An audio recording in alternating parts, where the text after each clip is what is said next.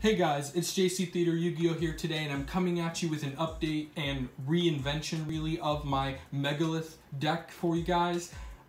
This had a lot of good feedback last time I posted my Megalith deck profile. I got a lot of suggestions, which I took into account and kind of finally crafted the deck with not only the new spell card that the deck specifically got in Eternity Code, but I added a few more strategies, and ultimately I find that the Megalith archetype in general is super interesting to play as, because not only is it a ritual deck, which I'm very fond of, the fact that the ritual monsters can act as ritual spells, and the fact that they're rock and earth, they just have a lot of different support that you can utilize. So without further ado, let's get into my variant.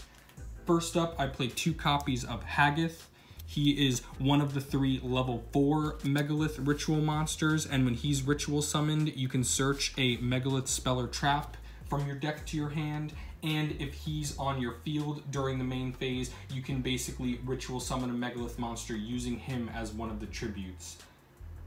I play 3 copies of Megalith Ophiel, who has the same ritual summon effect, where if it's on the field, you can tribute it as well as any other tributes you need in your hand or field in order to equal or exceed the level of the Megalith you're trying to ritual summon, only during your main phase.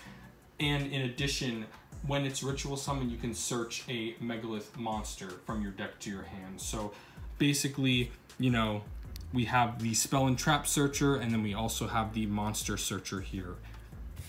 I also play 2 copies of the 3rd and final level 4 Megalith main deck monster, which is Megalith Och. When it's ritual summoned, you can draw a card and discard a card, but what's interesting is, unlike Megalith and Ophiel, who only during your main phase you can tribute them in order to ritual summon a monster using them as one of the tributes, Och actually is a quick effect during either player's main phase. You'll see that there are 3 level 4s, and then there are also 3 level 8s. The 2 each only work during your turn, and then 1 of the level 4s and 1 of the level 8s also work as a quick effect during either player's turn, which I think is a very interesting dynamic. On to the level 8s, I play 2 Bethor. Bethor is pretty good. The level 8s, as opposed to the level 4s, which while on the field they become the ritual spells and they can be used as one of the tributes, the level 8s are simply discarded, basically acting as a ritual spell, and then you have to use other resources to make up the levels to ritual summon out a Megalith from your hand. So during your main phase, you can discard Bethor, and then if Bethor is ritual summoned as an actual ritual monster, you can target and destroy cards your opponent controls up to the number of uniquely named ritual monsters in your graveyard. This deck, I believe, runs 7 different named ritual monsters, so you probably won't get to that level of like destruction, but Bethor is just really good to deal with a lot of cards in your opponent's side of the field. I also play 2 copies of the other level 8 Phaleg. Again, this is just like Bethor, where during your turn you can discard it in order to ritual summon a monster tributing other, or ritual summon a Megalith tributing other monsters you control or in your hand. Phaleg has a continuous effect on the field where all Megalith monsters you control gain 300 attack and defense for each ritual monster in your graveyard. This one doesn't require uniquely named, so Phaleg can get, especially in the later game, can get all of your Megaliths pretty beefy for sure. Final level 8 Megalith I run is actually 3 copies of the best one in my opinion, which is Eritron, because it has the best discard and on-field effect. Its discard effect is actually a quick effect, so during either player's turn you basically can ritual summon, and in addition, its on-field effect, if your opponent targets a card you control with a card effect, you can negate that by sending a ritual monster from your graveyard to the bottom of your deck. And you definitely pump your graveyard with a lot of ritual monsters, so usually this does have some ammunition to negate some opponent's effects. Eritron, ultimately, like I said, its hand effect, its discard effect, comes in handy a lot, because one of the strategies this deck is able to actually utilize is the ritual summoning on your opponent's turn. I also, for the final ritual card I play in the deck, or ritual monster, I play 1 Incantation Chalice Slime. I usually don't actually summon this, but it has a hand effect where you can reveal it in your hand and discard a card in order to special summon out a incantation from your deck onto the field, which of course activates the incantation effects.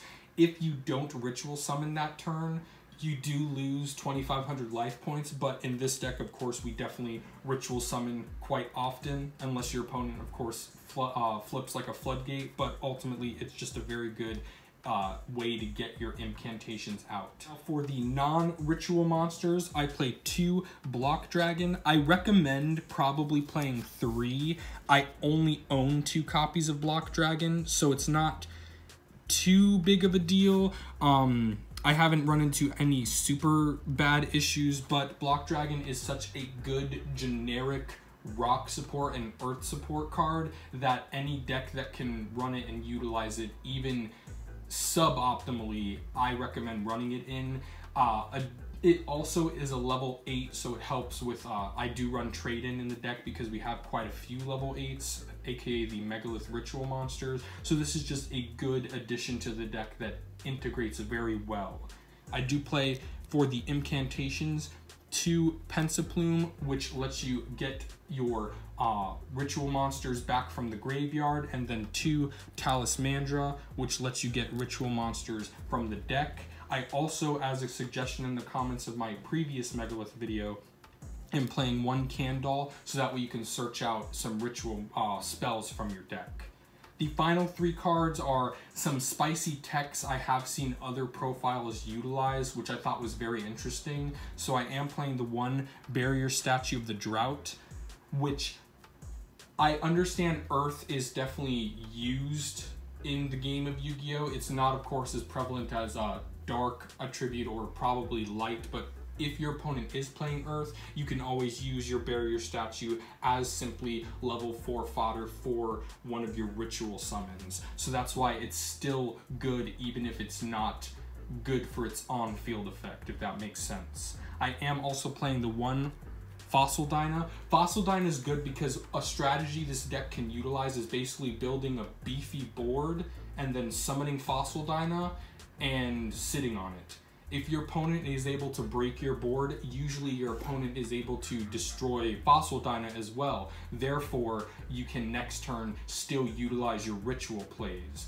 So even though Fossil Dyna conflicts when it's on the field, it also hurts your opponent for the most part. So it's kind of an equal trade-off. Plus, this deck to begin with isn't too meta-defining, so I find that this helps even the playing field a little bit. I feel like it slows down much higher tier decks than it slows down this deck when it's on the field. And the final card, or the final monster card in the main deck, is the 1 copy of Beta, the Magnet Warrior. Gotta show off the Duelist of the Roses promo card here. Now, Beta is very cool because it, even though it is a Garnet of the deck, just like as the case with Barrier Statue here, it is level 4 and Earth, so it can be used both for your ritual plays as well as your Block Dragon plays if you happen to draw it, which you don't really want to. When we get into the spells, we can see why we don't want to draw that Beta, and that's because we play the 1 Advanced Ritual Art, which is basically using a normal monster from your deck in order to bring out a ritual monster from your hand. Since Beta is level 4, you're able to just simply pitch that level 4, and this lets you special summon basically any level 4 Megalith monster from your hand, and then once that level 4 Megalith monster is on the field, it can use itself to tribute to bring out another level 4 in order to gain advantage. So this is a good starter card for your level 4 Megaliths. I also play 3 copies of Preparation of Rites. This not only lets you search any of your level 4 Megaliths, but it also lets you search the level 7 Chalice Slime if you need it, and it lets you bring back that Advanced Ritual Art if you want, or you can also bring back the 1 copy of Incantation Inception. Incantation Inception is basically a generic ritual spell. You're only locked into using incantations as the materials, but that's what we usually use the incantations for anyway once we use their actual effects. its secondary effect, its graveyard effect, is actually very good too, where you basically tribute from your hand or field an incantation to add this card back to your hand and special summon out an incantation from your deck. So it kind of gives you advantage, especially if you use an incantation from your hand, and then it gives you this card back to your hand as well. So ultimately it's just a very good card to kind of recycle within the deck, and it just does a lot of stuff. I've seen a lot of builds actually running 2 of this. I couldn't fit it, so I'm just running the 1 copy. Next up, the new Eternity Code card, which I love so much, is the 3 Megalith Unformed. Megalith Unformed allows you to ritual summon out a Megalith monster from your deck using, of course, tribute fodder from your hand or field that exactly equal double the level of the Megalith monster you special summoned out. Usually what this means is you simply use one of your level 8s as tribute, and you're able to bring out any of your level 4s from the deck, which of course are good because the level 4s, the one of course lets you draw and discard, but the other 2 either search a monster or a spell and trap. So it nets you, it kind of like replaces itself, the Megalith Unformed, since you get a new monster on the field and you get one to your hand. So it's pretty good in terms of gaining advantage. It actually does have a second effect, or technically its first effect has your opponent lose 500 attack for each ritual monster on the field until the end of this turn, or your opponent's monsters lose 500 attack. But that secondary effect is the much better one in my opinion, and it's a quick play, again leaning into that ritual summoning on your opponent's turn aspect of the deck. I do run 2 copies of the field spell as well, which is Megalith Portal. Megalith Portal lets your ritual monsters once per turn not be destroyed by battle, and also its other effect, which is very good. The first time a Megalith monster is special summoned that turn, during either player's turn, you actually can select one ritual monster in your graveyard and add it to your hand. This is good because Megaliths can special summon quite freely on either player's turn, and it's special summon, so it's not just ritual summon. So that means if you ritual summon them correctly and they're in your graveyard and you bring them back somehow, then you're able to still use this effect and gain back some resources from your graveyard. For the rest of the spells, I just play the 2 trade-in like I mentioned earlier. I would play 3, but I'm honestly not running too many level 8s. In my previous build, I was running like the level 8 dangers and stuff and really leaning into the level 8 aspect. But this is just a little bit of draw engine. This deck, of course, does a lot of searching, so draws aren't super needed in the deck. Of course, drawing is always good, but I think you understand what I mean. You're able to search a lot of your power cards as opposed to hard draw into them. And because this deck does so much searching, I play the 3 Called by the Grave. And also for the 1 single trap, I play the continuous trap card, Megalith Emergence. Which Megalith Emergence is basically a Monster Reborn, or Call of the Haunted rather, for your Megalith monsters, which activates the field spell, which is very nice. And it's searchable with Haggith. Now let's move on to the extra deck. Xyz monsters, I play 1 number 41 Baguska, 1 Abyss Dweller, 1 Daigusto Emerald, 1 Evil Swarm Exiton Knight, and 1 number 38 Hope Harbinger as the only, in this variant, my only rank 8 monster. These are pretty basic monsters. Everyone's usually heard of them before in the extra deck. These are just good power plays to kind of go into the extra deck. The most important Xyz are actually the 2 copies of Gallant Granite, which lets you search a rock monster. So that allows you to search like your Fossil Dyna or Barrier Statue, or of course any other card in the deck that you play other than the incantations.